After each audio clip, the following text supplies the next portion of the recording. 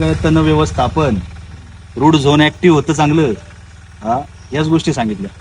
त्याच्यावर कॅम्पेनच नाही करत कधी कंपनी. कंपनीने सांगितलं किंवा दुकानदारांनी सांगितलं नाही किंवा शेतकऱ्यासाठी ती गोष्ट माहित नाही, बरोबर का नाही. आतून ब्लॅक पेपर काय माहितीये का, आपलं हे झाड आहे हे जेव्हा ज्यावेळेस अन्नद्रव्य घेतं ते रात्रीचं उचलतं अन्न.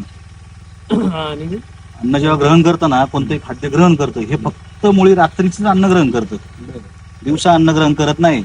म्हणून आतमध्ये काळं काय, तू दिवसा अन्न ग्रहण कर आणि रात्रीचे अन्न ग्रहण कर. म्हणून विदाऊट मल्चिंग आणि मल्चिंग मध्ये पानाच्या कॅनोपी मध्ये किंवा डेव्हलपमेंट मध्ये भरपूर फरक असतो. कारण झाडाला सेन्स काय असतो की अंधार आहे. अरे अंधारच आहे, मला अन्न उचलायचंय, आता रात्रीचे उचलायचंय आणि आता रात्रच दिसते. 24 तास कंटिन्यू अन्नग्रहण करणं सुरू होतं, अन्न ग्रहण करणं सुरू असते. दुसऱ्या करतो म्हणून ट्रे पण काळे रंगाचे जे असतात आणि मल्चिंग सुद्धा काळ्या रंगाचे. मुळीची वाढ जी आहे ना ती अंधारातच जास्त. दुसऱ्या कोणत्या रंगाचा कलर मला निळे पिवळे बनवले असते बनवले असते ना कंपनीने, व्हाईट बनवले असते, ब्ल्यू बनवले असते. ही लॉजिक कधीच कोणती कंपनी सांगितलं.